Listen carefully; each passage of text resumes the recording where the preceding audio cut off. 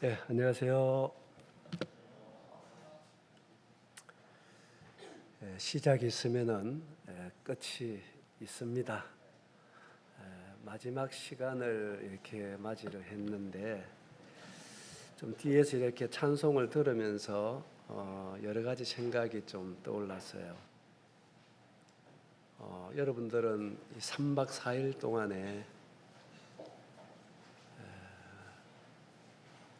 말씀을 듣고 또 교제를 하고 또 함께 이렇게 3박 4일 동안 머물면서 또 여러분 오신 목적도 있을 것이고 여러분은 무엇을 얻어서 이 캠프를 마치고 각자 집으로 돌아가는데 여러분 무엇을 얻어서 가십니까? 그냥 3박 4일 동안 좀 즐거웠다. 그냥 이 시간 좀 피곤하다. 그렇게 가시나요? 제가 앉아서 그런 생각을 해봤습니다. 성경에 보면 다니엘이라는 사람이 있어요. 아시죠? 그 다니엘은 어쩌면 참 어릴 적부터 그 나라가 망하고 아주 어릴 적에 전쟁의 포로로 잡혀간 소년이었죠. 그렇죠? 근데 다니엘의 생애를 쭉 여러분 살펴보면 정말 다니엘은 훌륭한 사람이었어요. 포로 잡혀간 소년이 그 대제국이 4번이나 바뀌고 왕이 5명이 바뀌는 가운데서도 나이 80이 넘도록 그는 여전히 총리로서 그리고 말할 수 없는 그런 큰 영향력을 미치는 이런 사람으로 살았단 말이에요. 아시지요? 그 참 다니엘의 생애가 정말 멋진 생애였구나. 그런데 그런 어떤 훌륭한 하나님 앞에서 구약에도 보면요, 에스겔서를 읽어보면은 하나님께서 말씀으로 구약에서 가장 의로운 사람 3명을 말해주고 있습니다. 그 중에 한 사람이 다니엘입니다. 근데 이런 다니엘이 어떻게 그런 여러 가지 열악한 환경 속에서 그런 멋진 생을 살아갈 수 있을까? 그걸 생각해 보다가 뒤에 찬송 듣다가 다니엘은 여러분 소년이면은 몇 세 정도 되나요? 몇 세에서 몇 세까지 소년이라 그래요?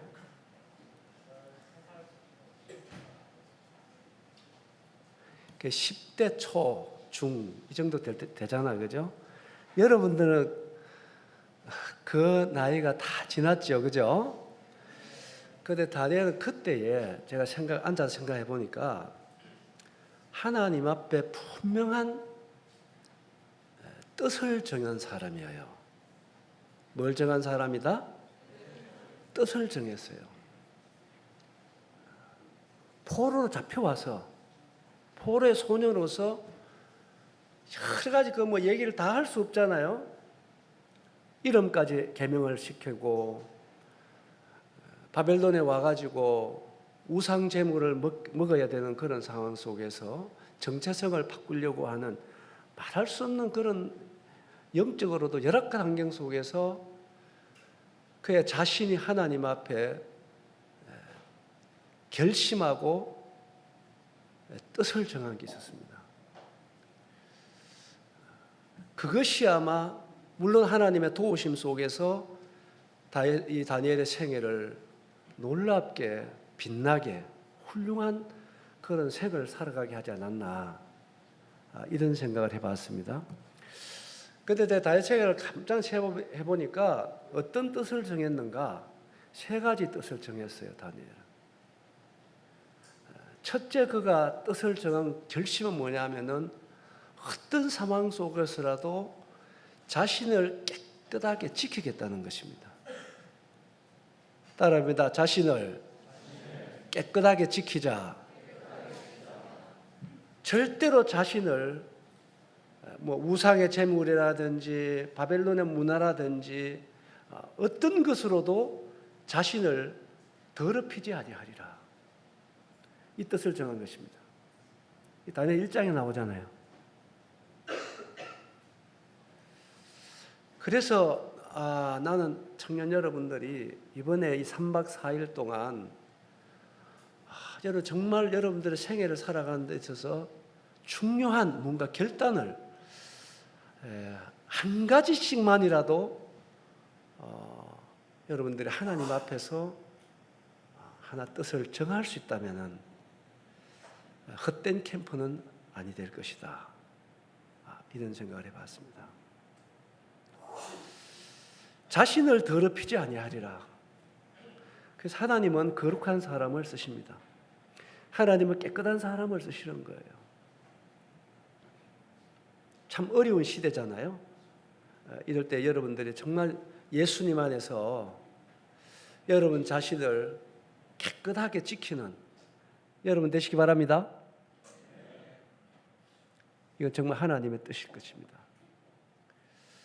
어떤 경우라도 여러분 자신을 깨끗한 그릇으로 여러분 자신을 지키시는 여러분 되시기를 바라고요. 다니엘의 두 번째 뜻을 정한 것은 어떤 상황이 오더라도 나는 하나님이 원하시는 삶을 살겠다고 그는 뜻을 정한 사람입니다. 누가 원하는 삶? 하나님이 원하는 삶을 살겠다. 이 다니엘 그 뜻을 분명하게 정한 사람입니다. 아마 여러분도 여러분 세계 속에서 아마 그것이 최고의 값진 인생이잖아요. 하나님을 기쁘시게 하고 하나님의 영광을 위한 삶. 이것이 여러분 생애의 첫째 목표가 된다면 아마 여러분 생애에 참 복된 삶이 되지 않겠나 이런 생각을 해봅니다.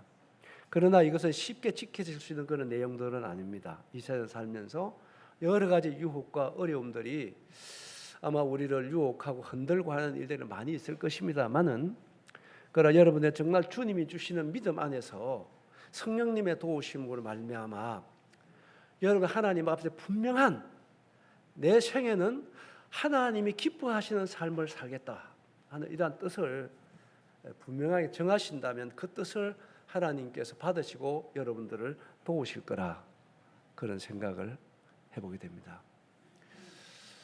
그리고 다니엘이 세 번째로 정한 뜻은 뭐냐면은 나는 기도의 사람이 되겠노라. 따라합니다. 기도의 사람이 되겠노라. 이 다니엘은 이 세 가지 뜻을 확실하게 정한 사람입니다. 이 다니엘은 그 세 가지를 자신의 생명보다 더 소중하게 지켜간 사람입니다. 그래서 그는 사자굴 앞에서 죽음 앞에서도 그는 기도한 사람이었어요. 이런 사람을 하나님이 안 쓰시겠어요? 안 지키겠느냐 말이에요. 그 시간 제가 여러 가지 얘기할 내용은 참 많이 있습니다. 어제도 물론 제가 첫 시간에는 성경에 말하는 복음, 정말 여러분들이 복음을 알고 믿고 있느냐에 대한 말씀을 좀 올렸고, 두 번째 시간에는 확실하게 구원받은 자에게 나타나는 증거에 대해서 제가 말씀을 드렸습니다. 왜 그걸 들었냐 하면은 여러분들의 어떤 하나님을 기쁘시게 하는 삶, 믿음의 삶, 신앙의 삶이라고 하는 것은요, 여러분 아무리 원한다 할지라도 기초가 튼튼하지 아니하면 절대로 그 위에 집을 지어갈 수가 없어요. 그래서 여러분 이 복음이 확실해야 됩니다. 정말 확실한 복음 위에 여러분들 자신들을 세워야 됩니다. 그래서 그 중요한 부분을 제가 말씀을 드렸습니다. 그리고 어제는 구원받고 살아가는 삶 속에 가장 가치 있는 삶이라고 한다면 여러분 하나님을 기쁘시게 하는 것입니다. 그리고 하나님의 영광을 위하여 사는 것입니다. 그런데 그 삶이 이 세상에서 보기에는 어리석은 사람 같이 보일 수 있습니다. 이 세상의 전부라면은 어쩌면 그 하나님을 기쁘시게 하는 그 삶을 사는 분들이 가장 불쌍한 사람으로 보여질 수도 있고 그렇습니다.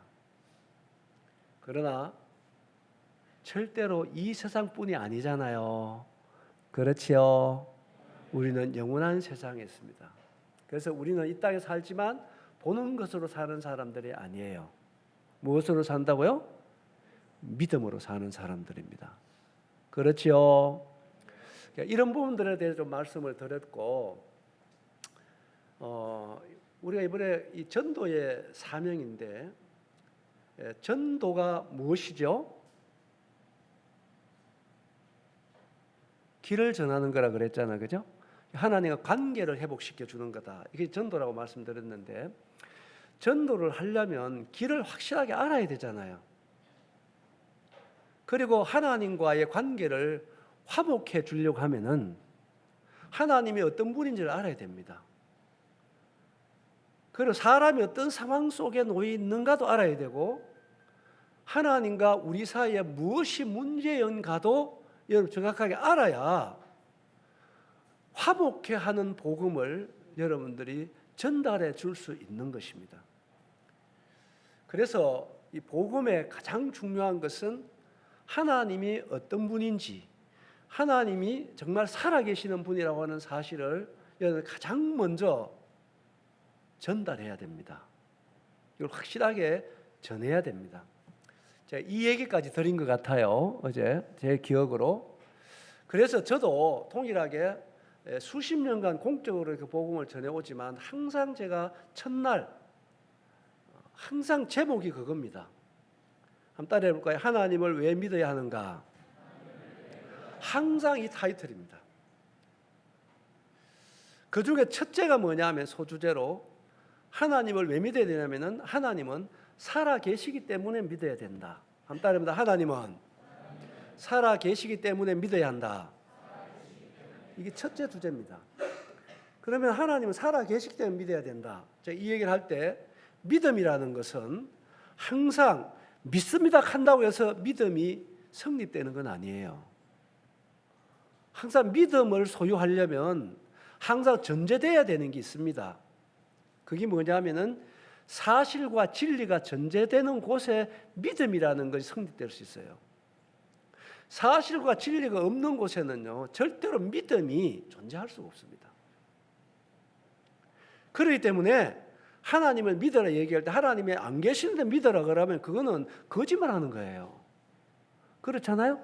그건 사기치는 것입니다. 그리고 하나님 안 계시다 아무리 믿는다고 용 써봐야 믿음이 생기지를 않는 거예요. 믿음도 종류가 있는 것입니다. 그렇죠? 죽은 믿음도 있는 거예요. 산 믿음도 있는 것입니다. 그래서 하나님 살아계심을 여러분 분명하게 전달해야 된다. 하나님이 어떤 분인지를 분명하게 전달해야 된다. 그런데 하나님 살아계시는 것은 우리의 지식으로 알 수가 없다. 바로 증거를 통해서 하나님 살아야 알 수 있다. 제가 5가지 말씀드렸어요. 참고하시라고 여러분들이. 첫째는 하나님의 말씀, 성경. 두 번째 창조 세계. 세 번째 하나님 선민 이스라엘. 네 번째 사람의 양심. 그리고 구원받은 성도들. 하나님이 이와 같은 증거들을 통해서 모든 사람이 하나님을 믿을 수 있는 증거를 하나님은 주신 것입니다.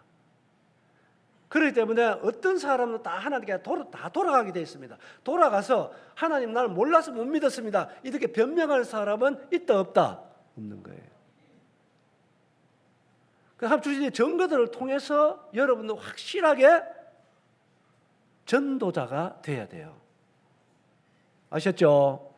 그래서 제가 이런 부분들에 대해서 크신 하나님을 증거해 보니까 제 경험으로 봐서는 이 창조 세계 우리 다 할 수는 없지만은 여러분도 확실하게 숙지할 수 있는 어떤 부분을 가지고 하나님을 증거할 때 가장 효과적이더라. 제가 그 얘기를 드렸습니다. 저는 태양계에 대해서 저는 많은 책들, 많은 시간들을 들여서 그 부분에 대해서는 제가 자다가 벌떡 일어나도 제가 얘기할 수 있어요. 몇 시간씩. 그래서 어떤 부분, 다 할 수는 없지만은 여러분들이 하나님을 효과적으로 전달하기 위해서는 어떤 부분이라도 여러분들이 선택한 어떤 부분들에 대해서는 확실하게 숙지해야 됩니다. 그 부분에 대해서는. 누구 앞에서라도, 어떤 상황 속에서라도 여러분 그것을 당당하게 표현할 수 있는 이런 확실한 준비가 필요합니다. 그걸 제가 말씀을 드렸습니다. 이 시간 잠시, 그래서 하나님을 믿어야 될 이유에 대해서 그분 살아계신다. 그리고 살아계시면 어떻게 할 수 있는가? 5가지 증거들을 통해서 하나님을 알 수 있다. 그 다음에는 증거하는 것은 저는 하나님과 우리 사이에 문제가 되어 있는 죄에 대해서 증거합니다. 따릅니다. 죄란 무엇인가? 그래서 성경이 말하는 죄, 저는 5가지를 증거합니다. 여러분 참고하시면 좋을 거예요. 제가 불러드릴게요. 그냥. 첫째, 하나님 앞에 우리의 죄라는 것은 다른 것이 아니고 우리가 하나님을 버린 것이다.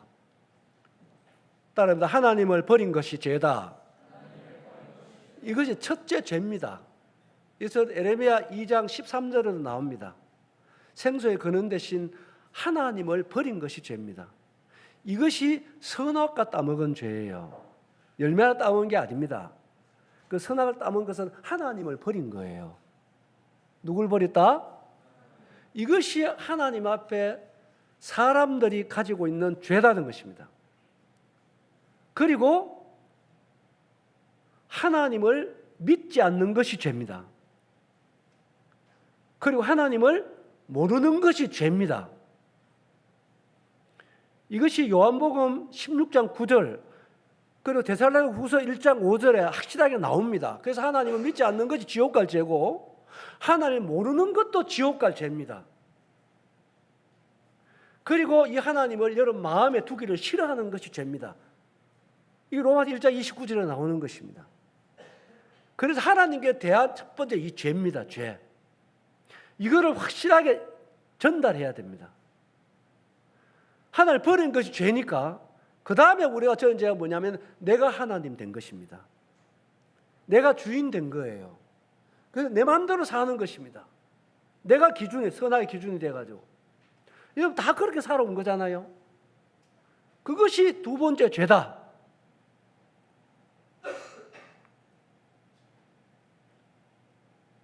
여러분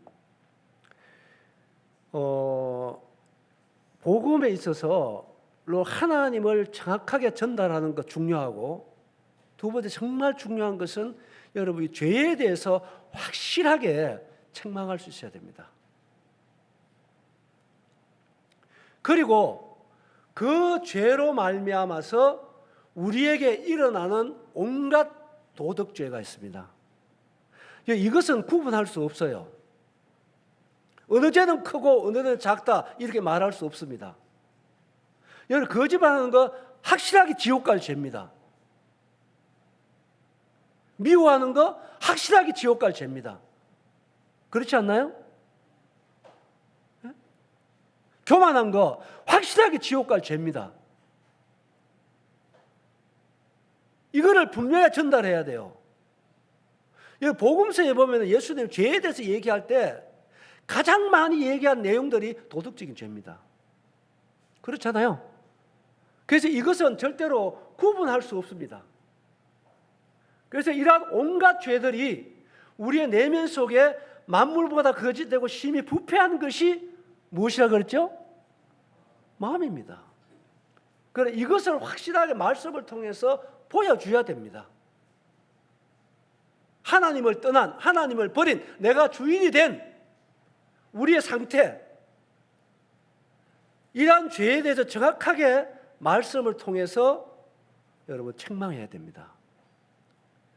그리고 이 죄에 대한 결과에 대해서도 얘기해야 됩니다. 심판에 대해서 확실하게 여러분들이 선포해야 되고 확실하게 책망해 줘야 됩니다. 결과가 무엇입니까? 지옥입니다. 여러분, 성경에는요, 천국 얘기보다 지옥 얘기가 훨씬 더 많이 기록이 돼 있어요. 그래서 이 죄와 심판에 대해서 여러분도 확실하게 전달해야 됩니다. 이 과정. 그리고 다음에는 뭐냐?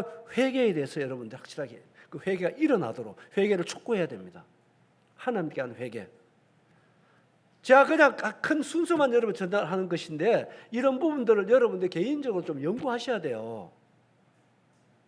배우셔야 됩니다. 그런 부분들에 대해서. 어떤 상황 속에서라도 이런 부분들에 대해서 흔들리지 않는 가운데 여러분 확실하게 이런 부분들 누구 앞에서라도 얘기할 수 있어야 돼요. 하나님 그걸 원하시는 것입니다. 이것이 확실하게 전달이 안 되면 여러분 분명한 구원은 이루어질 수가 없어요. 그래서 이런 얘기할 때 여러분 인류 역사 속에서 클로로포름이라고 하는 마취제를 개발한 분이 계십니다. 제임스 박사라고. 이분 훌륭한 사람이잖아요. 이분이 80이 됐을 때 수백 명의 제자들이 모여서 이분을 초청했어요. 그래서 스승님께 질문한 겁니다. 스승님 80평생 살아오면서 가장 위대한 발견이 무엇이라고 생각하십니까? 질문한 거예요. 이거 사실입니다. 그런데 이분이 뭔 얘기했냐? 다 제자들은 다 마땅히 클로로포름이라는 마취제 개발한 거라고 말할 거라고 생각했습니다. 그런데 이분이요, 여러분들이 나에게 최고의 날을 묻는다면 나에게 최고의 날이 있고 최고의 만남이 있다. 그 최고의 날은 내가 지옥 갈 수밖에 없는 죄인이라는 사실을 깨달은 날이다. 이것이 내 80평생의 최고의 날이다. 이 첫째 꼽았어요. 놀랍지 않나요? 네? 내가 정말 지옥 갈 수밖에 없는 죄인이라는 사실을 깨달은 날, 그날이 나는 내 세계 최고의 날이다. 그리고 나는 최고의 만남이 있다. 최고의 만남은 바로 이러한 죄인인 나를 구원해 주신 예수님을 만난 날이다. 난 여러분들의 마음을 안다.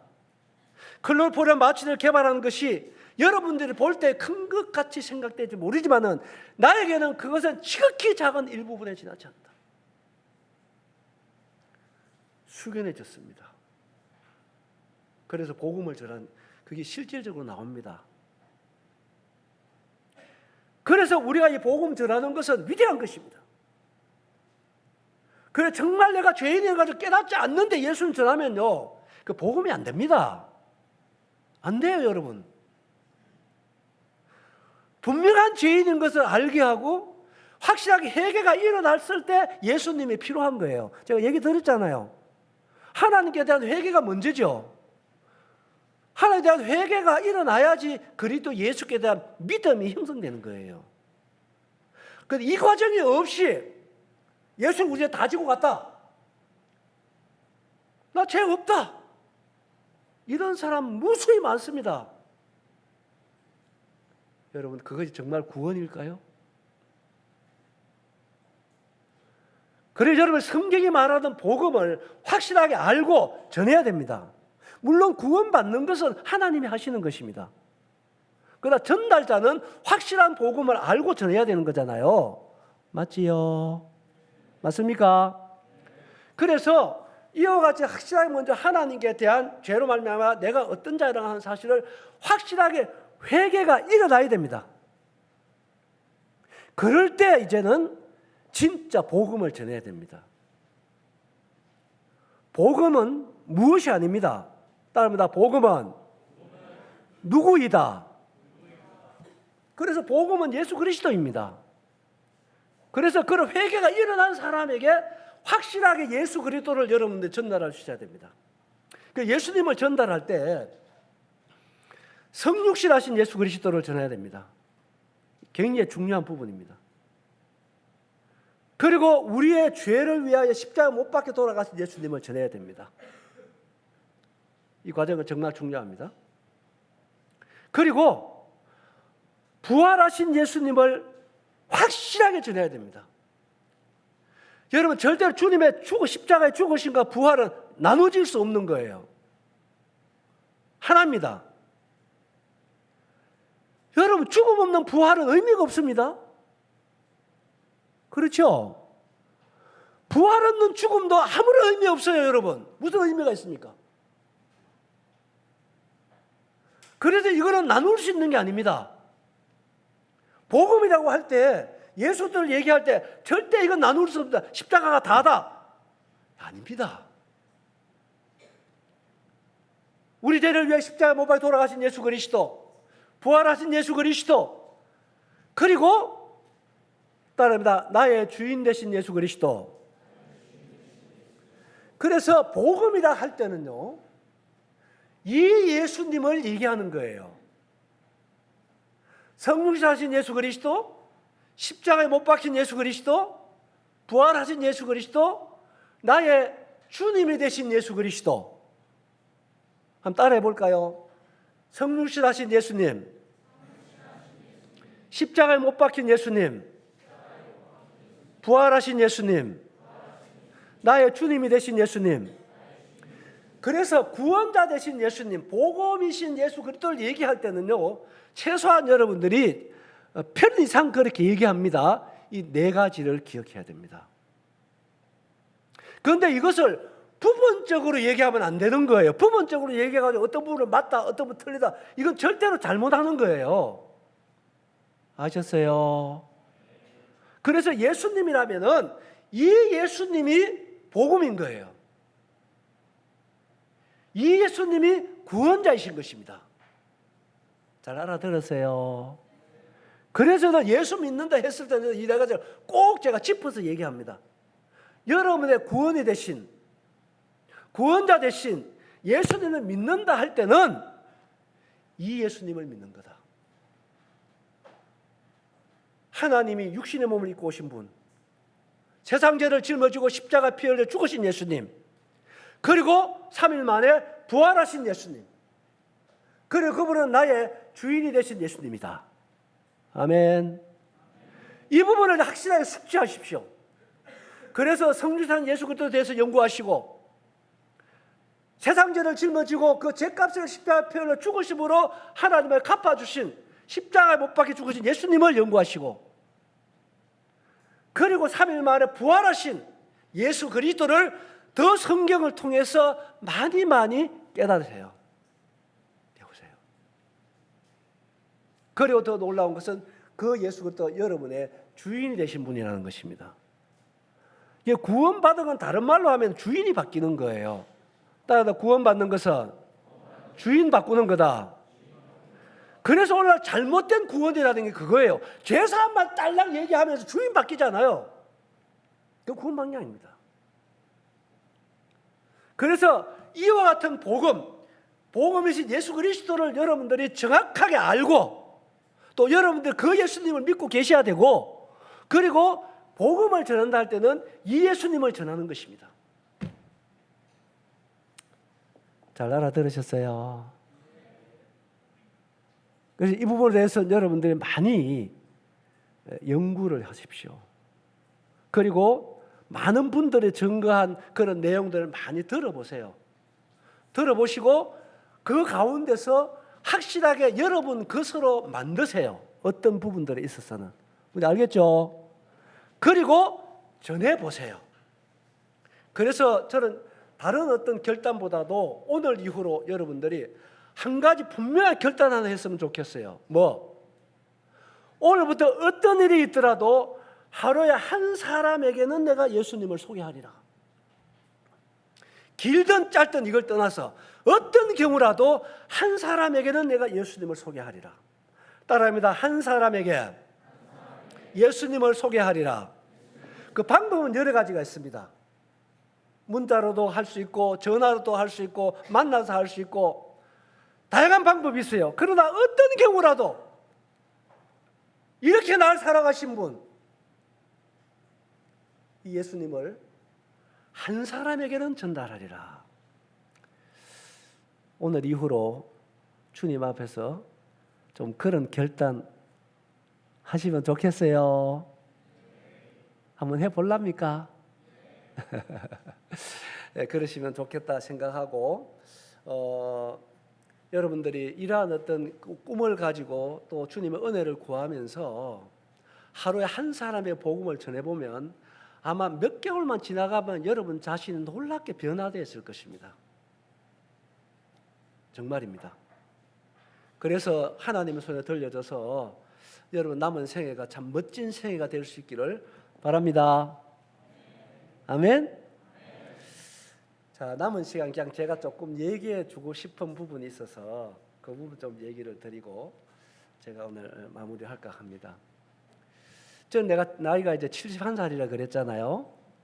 제가 주님 믿은 지 이제 50년이 됐습니다. 제가 이렇게 살아오면서 주님 안에 어떤 가치관들을 내가 가지고 살아온 몇 가지가 있습니다.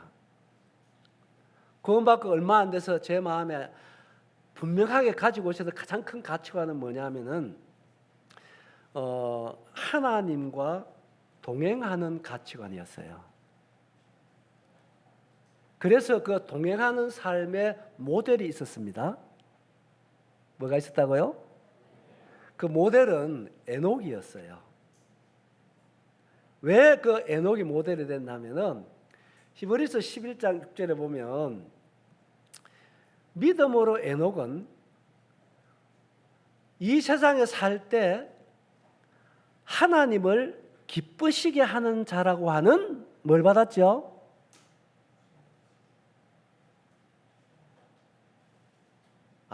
이 정도는 여러분 알아야 되는데 하나님을 기쁘시게 하는 자라고 하는 뭘 받았어요? 증거를 받은 자입니다. 가장 멋진 삶이잖아요. 최고의 삶이잖아요. 그래서 하나님께서 증거해 주신 사람이에요. 어떤 사람으로? 하나님을 기쁘시게 하는 사람이라고. 그래서 하나님이 기뻐하는 삶, 하나님을 기쁘시게 하는 삶은 바로 하나님과 동행하는 삶이구나.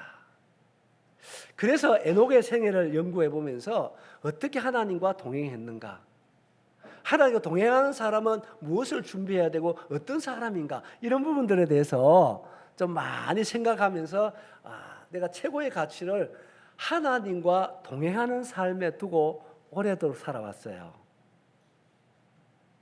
그러다가 또 한 10여 년 지나서 또 한 가지 제 마음에 가치가 들어온 게 있었는데, 그것은 시편 78편에 나오는 말씀입니다. 그래서 그 말씀에 보시면 하나님께서 다윗을 찾아냈다, 이런 말씀이 있어요. 누굴 찾아냈다고요? 한번 찾아볼까요? 그냥 여러분 한 말씀, 시편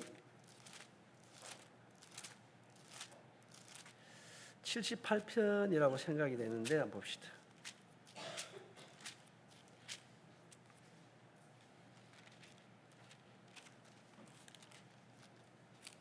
음. 89편입니다. 89편 20절에 보면 내가 내 종 다윗을 어떻게 했다 그랬죠? 찾아내서. 내가 이제 이거를 아마 청년 캠프 때도 한번 교제한 적이 있어요. 하나님이 찾으시는 사람이 되자. 따릅니다. 하나님이 찾으시는 사람이 되자. 그래서 제가 이 단어가, 이 말씀이 좀 마음에 확 들어왔어요. 그래서 하나님은 사람을 찾으시는구나. 누굴 찾는다고요? 하나님 사람을 찾으시는구나. 그래서 왜 찾으실까요? 그를 놀랍게 쓰시려고요. 그래서 어떤 무엇보다도 하나님께서 찾으시는 윤경규가 되자. 그래서 하나님은 어떤 사람을 찾으시는가? 다윗을 찾아냈으니까 다윗 생애를 이렇게 읽어보면 알잖아요. 하나님이 찾아낸 다윗은 어떤 사람인가? 그래서 다윗 생애를 쭉 연구를 해보고 이와 같이 하나님이 찾아내는 사람이 되자, 이에 대해서 제 삶에 굉장히 가치관을 두고 살았어요. 그래서 아마 그것이 굉장히 저에게 도움이 됐습니다. 하나님 섬겨가는 데 있어서 주는 성경 굉장히 도움이 됐어요. 그러니까 난 여러분 좀 도움이 되라고 이 말씀 드리는 거예요. 그러다가 이제 수년 전부터 제 마음에 또 다른 부분이 한 가지 들어왔는데, 그건 뭐냐 하면은 우리 말씀을 한 두 구절 찾아가 보겠습니다. 고린도전서 16장입니다.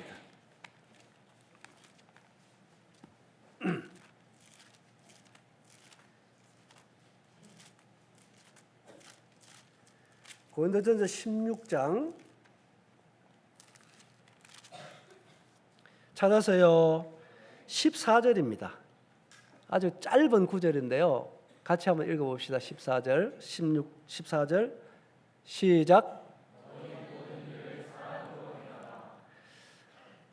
제가요 수년 전부터 이 말씀이 마음에 굉장히 꽂혔습니다. 그래서 제가 이 얘기를 또 근래는 가는 곳마다 많이 합니다. 따라 모든 일을 사랑으로 행하라. 자, 이 말씀을 제 마음에 받으면서 고린도전서 13장 1절, 2절, 3절이 새롭게 제 마음속에 굉장히 두려움으로 와닿았습니다. 한번 찾아보세요. 고린도전서 13장 1절, 2절, 3절 같이 한번 읽어봅시다. 잘 알죠? 이건 아마 다 암송도 거의 할걸요. 찾았어요? 자, 한번 읽어봅니다. 시작.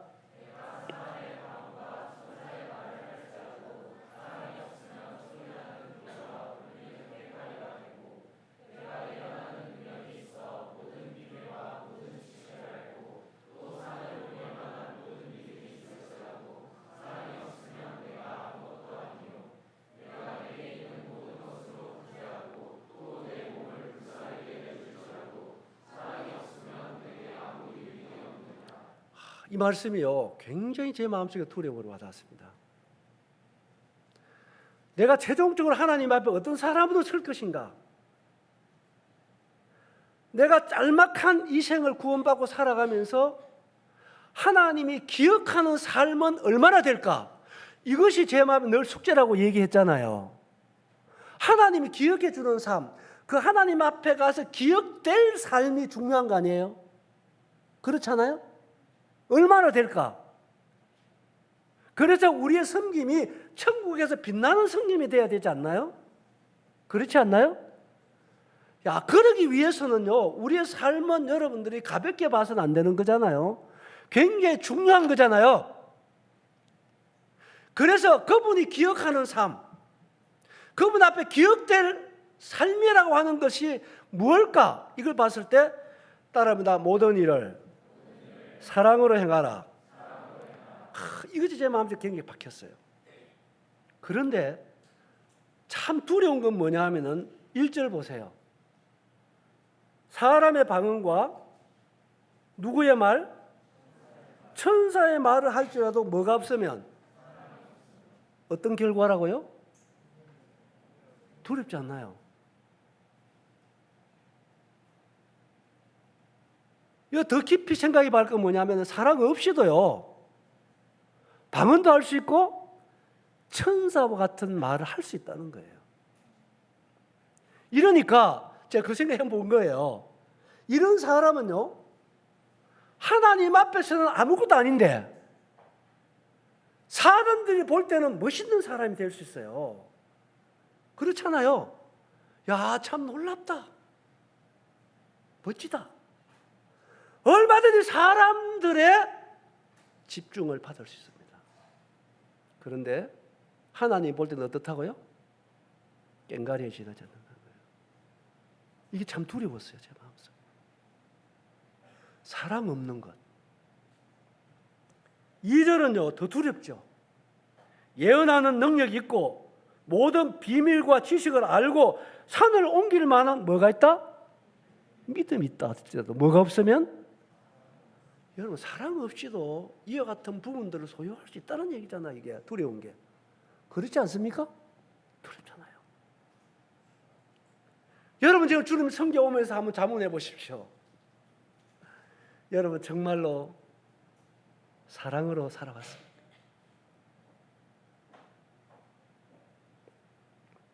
그리고서 3절은요 더 두렵죠. 내가 내게 있는 모든 것으로 뭐 하고요? 구제하고 내 몸을 불사르게 내줄지라도 뭐가 없으면, 여러분 참 두려운 얘기입니다. 진짜 두려운 얘기예요. 사랑 없이 순교도 할 수 있다는 얘기예요. 사람 내 재산을 다 내줄 수 있다는 얘기입니다. 그런데 중요한 건 뭐라고요? 아무 유익이 없다는 것입니다. 물론 여기 사랑은 예수께서 자신을 얘기할 수도 있습니다. 여러분 정말 사랑을 따라 주님 섬기시길 바랍니다. 아멘입니까? 그런데 이 사랑은요 먼저 우리의 마음속에 구원받은 자들에게는요 우리의 소망이 부끄럽지 않게 하기 위해서 우리의 마음에 하나님께서 부어주신 것이 사랑입니다. 그렇죠. 로마서 5장에 나오잖아요. 그래서 하나님은 딱 두 단어로 얘기하라면은 어떤 분이라고요? 사랑입니다. 하나님 앞에 정말 중요한 것이 사랑입니다. 성경 66권을요 딱 두 단어로 딱 표현하라면 하나님 사랑, 이웃 사랑 아닌가요? 맞습니까? 안 맞습니까? 맞습니다. 사랑입니다. 십자가는요 딱 두 단어를 얘기하라면 뭡니까? 하나님 사랑입니다. 그렇지 않나요? 여러분 우리는 그 사랑으로 구원받았습니다. 그 사랑이 우리의 마음에 부음받았습니다. 그래서 우리를 이 사랑에서 무엇도 끊을 수 없는 사랑으로 우리는 붙들려 있고 맺어진 관계가 구원받은 우리 하나님과 우리의 관계입니다. 맞습니까? 맞습니까? 그런데 여러분 내가 왜 이런 얘기를 드리냐면은 이 사랑이라고 하는 것은 절대적으로 여러분들의 관리가 필요해요. 뭐가 필요하다? 이 사랑은요 관리를 하지 않으면요 어떤 결과가 오느냐면은 관리하지 못하면 사랑은 식어질 수 있어요. 그렇죠? 그리고 사랑은 잃어버릴 수가 있습니다. 계시록 2장에 나오는 그거잖아요. 에베소 교회가 문제가 그거잖아요. 사랑을 잃어버린 것입니다. 다른 거 다 가지고 오셔도 사랑 잃어버리면 촛대 옮기는 거예요. 아무것도 아닌 것입니다. 마지막 때가 우리 살고 있습니다. 여러분 마지막 때에 두드러지게 나타나는 현상이 뭔지 아세요? 사랑이 식어지는 것입니다. 여러분들은 주님을 향한 사랑, 여러분 마음이 심겨진 하나님의 사랑을 점검하셔야 돼요. 왜 이 사랑이 그렇게 중요하냐? 이거 다 말할 수 없습니다. 여러분 사랑을 따라 섬기는 것은 즐거움의 섬김이 되는 거예요. 이거 기쁨의 섬김이 되는 것입니다. 억지가 안 되는 거예요. 인색하면 안 되는 것입니다. 맞습니까? 맞습니까? 여러분 사랑을 따라 섬길 때 하나님이 기뻐 받으시는 유일한 섬김이 여러분 사랑을 따라 섬기는 섬김일 것입니다. 그런데 마지막 때 사랑이 식어지지만 또 다른 사랑이 우리에게 유행하는 것입니다. 어떤 사랑이요? 잘못된 사랑. 따라 잘못된 사랑. 특히 교회 안에서. 디모데후서 3장은 교회 안에서 마지막 때 나타나는 증거입니다. 어떤 거요? 자기 사랑, 돈 사랑, 쾌락 사랑. 마지막 때가 되면 진짜 사랑은 식어지고 잃어버려지고 이런 잘못된 사랑이 왕성하다는 거예요. 그래서 무엇보다도 사랑을 점검하셔야 돼요. 뭘 점검해야 된다? 여러분 사랑을 점검하십시오. 나는 정말 예수님을 사랑하는가? 나 정말 영혼을 사랑하는가? 난 교회를 사랑하는가? 말씀을 사랑하는가? 여러분 사랑을 점검하셔야 돼요. 그리 사랑을 불리듯하게 이렇게 해야 됩니다. 에베소서 3장 가보겠습니다. 에베소서 3장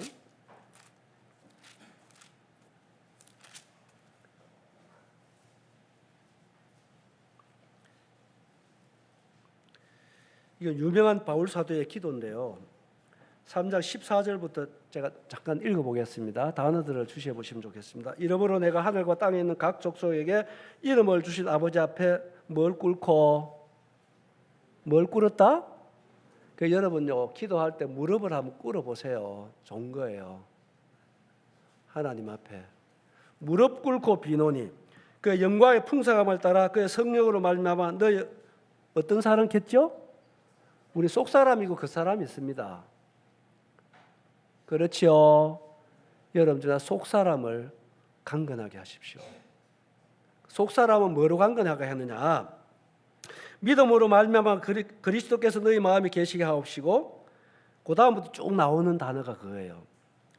너희가 사랑 가운데서 뭐가 박히고 뿌리가 박히고 뭐가 굳어져?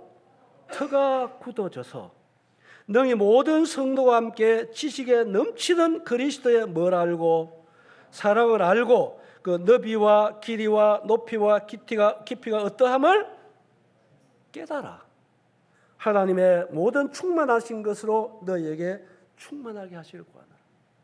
여러분 정말 충만하기를 원하시면 무엇보다도 그리스도의 사랑을 깨달아야 합니다. 뭘 깨달으라고요? 사랑을 깨달으셔야 됩니다. 그 너비와 길이와 높이와 깊이의 어떠함을 이걸 깨달아야 돼요. 무엇으로? 성령으로 말미암아서 말씀을 통해서 예수님의 사랑을 정말 깨닫는 것만큼 여러분들의 믿음의 모든 삶의 뿌리를 거기에 내릴 수가 있는 거예요. 이 사랑의 뿌리를 내린 사람은 흔들리지 않아요. 태풍이 불어와도 뿌리가 튼튼해야 되는 것입니다. 그래서 여러분 청년 여러분들이 무엇보다도 이제 남은 세상 여러분 정말 전도자로 살아가셔야 됩니다. 복음 전해야 되는데 이 복음 전하는 것도 마찬가지입니다. 정말 예수님을 사랑함으로 전해야 됩니다. 사랑 때문에 전해야 되는 거예요. 그래서 사도 바울의 생애를 딱 한마디로 얘기하면 그는 그리스도의 사랑에 이끌리는 삶이었어요.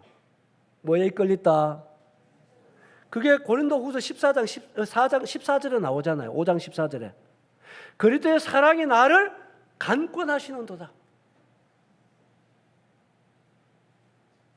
바울이 그렇게 훌륭하고 희생적이고 예수님 닮은 삶을 살아갔던 원동력이 뭐냐?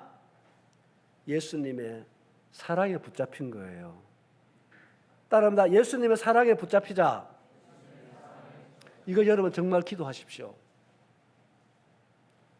다른 어떤 것보다도 예수님의 사랑에 붙잡힌 여러분의 생이 되기를 바랍니다. 아멘입니까? 그러면 여러분의 생애가 바뀌는 것입니다. 모든 일을 사랑으로 행하라.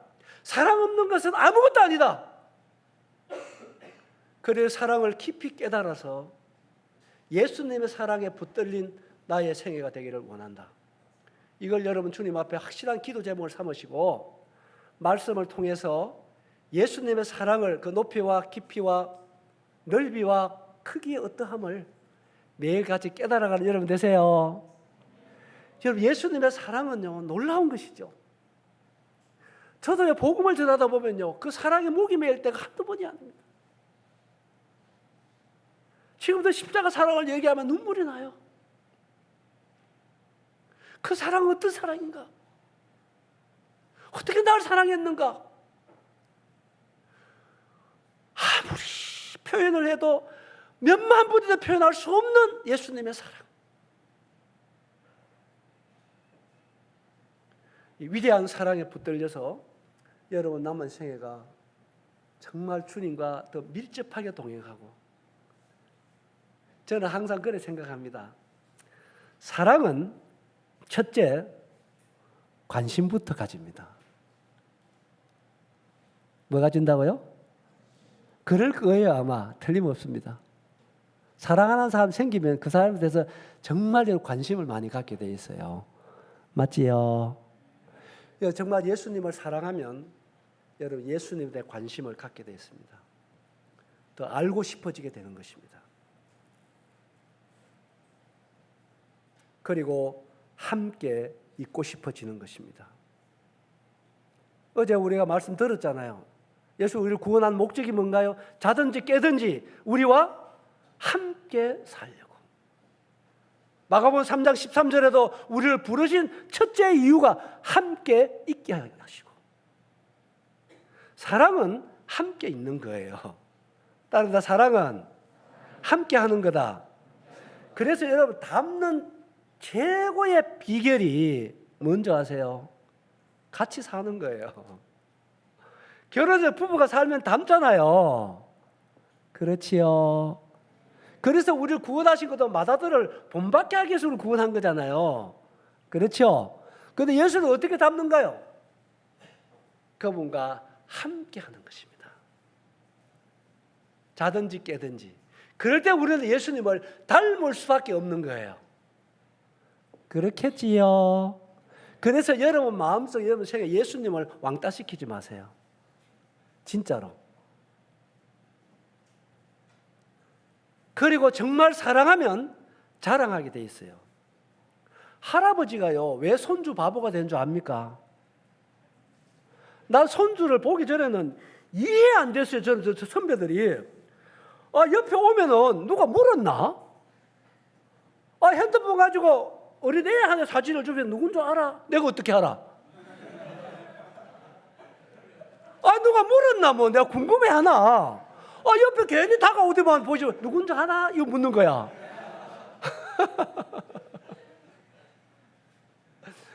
손주가 좋은 거야 그냥. 어제 누가 그런 얘기했나? 이게 진짜 바보가 되는 거라. 그냥 다 예뻐요. 다 예뻐. 이 아들하고 손주하고 달라. 그래서 아들 안 보고 손주만 보면 좋겠더라고. 왜 그러냐? 여러분 정말 사랑하기 때문에 그런 것입니다. 사랑스러운 거예요. 그래서 그 어린아이 앞에 할아버지가 재롱 떨잖아. 이게 나오는 거야 이게. 사랑하면 자랑하게 돼 있어요. 내가 이번에 계속적으로 얘기하는 그거잖아요. 정말 예수님을 사랑하면 전도하게 돼 있습니다. 기회만 있으면 예수님 해주고 싶은 거 얘기해주고 싶은 거예요. 왜? 그분 사랑하기 때문에. 그분 사랑하면 더 알고 싶어지고 더 알아가게 되고 더 얘기해주고 얘기해도 더 하고 싶은 것이 사랑하는 사람입니다. 그래서 무엇보다도 여러분이 남은 생에 제일 첫째 목표를 세우시면 좋겠습니다. 따라합니다. 예수님의 사랑에 붙잡히자. 정말 여러분 남은 생에 그렇게 붙잡혀서 어디 가도 예수님 자랑하는, 내가 늘 그런 얘기 하잖아요. 저 예수님 얘기 외에는 별로 할 얘기 없는 사람이라요. 그래서 전 예수님 얘기할 때 제일 좋아요. 그러니까 예수님 할 얘기가 제일 많은 사람이라요, 저는. 그래도 예수님 얘기가 제일 좋아요, 기뻐요, 마음에. 입에 거품을 물고도 예수님 자랑하고 싶은 것입니다. 왜? 예수님 제가 사랑하기 때문입니다. 왜 내가 예수 사랑하게 됐느냐? 예수님 나를 사랑해 주셨기 때문입니다. 그래서 저는 예수님을 사랑합니다. 여러분 그래서 예수님 부활하고 난 뒤에 갈릴리 바닷가에서 제자들을 만났잖아요. 다 예수님 부인하고 돌아서 베드로 3번까지 예수 부인하고 돌아서 그 베드로를 만나가지고 예수님이 뭘 물었어요? 네가 왜 날 버렸냐 물었습니까? 아니잖아요. 뭘 물으셨죠? 따라합니다. 네가 나를 사랑하느냐? 아마 오늘 예수님도 우리에게 다가오면 다른 거 묻지 않을 겁니다. 너는 정말 나를 사랑하느냐? 예수님을 사랑하는 자에게 사역을 맡기는 것입니다. 내 어린 양을 맡기는 것입니다. 하나님을 쓰시는 사람이 어떤 사람일까요? 예수님을 사랑하는 사람입니다. 다른 무엇보다도 네가 나를 사랑하느냐. 그리고 사랑의 관리 중에 한 가지는 사랑은 자주 고백을 해야 됩니다. 뭐 해야 된다고요? 예? 고백해야 됩니다. 그 사랑하는 고백 시간이 언제입니까? 예배 시간 아닙니까? 그래서 여러분 정말 예수님 사랑하면 예배를 빠질 수가 없는 것이에요. 그걸 아침 저녁으로 말씀을 통해서 경건의 시간을 통해서 길을 가다가도 꽃한송이를 보면서도 이상한 구름 한 점을 보면서도 청명한 하늘을 보면서도 그의 주인 되신 예수님 사랑을 고백하는 여러분 되시기 바랍니다. 예수 제일 기뻐하는 게 사랑 고백입니다. 성경이 뭐라고 그랬어요? 하나님 우리를 사랑하는 사랑의 고백입니다. 사랑의 편지입니다. 짝사랑은 안 좋은 거잖아요. 그죠? 여러분 예수님 우리를 사랑하라. 우리도 예수님을 사랑합니다. 한 분들 고백을 한번 해봅시다. 예수님 사랑합니다. 예수님 사랑합니다. 더 크게 예수님 사랑합니다. 예수님 사랑합니다. 그래서 여러분 정말 남은 생애는 예수님을 더 사랑하시고 더 그 사랑 속에 깊이 깨달으시고 그 사랑하는 예수님을 자랑하는 여러분 멋진 새해가 되시길 바랍니다. 아멘? 그래서 다음 청년 캠프 때는요 사랑하면 닮습니다. 더 우리 사랑하는 예수님을 더 많이 닮은 모습으로 만날 수 있으면 좋겠어요. 그리고 이 사랑하고 좋으신 예수님을 더 많이 전파하고 더 많이 전달하고 더 많이 얘기함으로 부요를 누리는 우리 청년들 될 수 있기를 바라겠습니다. 아무튼 3박 4일 동안 여러분 함께해서 참 행복했고요. 또 이렇게 여러분과 함께 5타임 이렇게 말씀을 또 복음 안에서 교제할 수 있는 기회도 주셔서 참 감사하고요. 또 여러분들이 예수님의 마음으로 경청해 주어서 참 고맙고 감사합니다. 그리고 난 여러분들 사랑합니다. 제가 청년 캠프 처음부터 여러분과 함께 했습니다. 여러분 사랑하고요. 여러분들이 정말 예수님의 사랑 안에서 여러분의 생애가 더욱더 복되고 멋진 그런 여러분들이 되시기를 위해서 저도 기도하겠습니다. 예, 고맙습니다. 여기까지 하겠습니다. 감사합니다.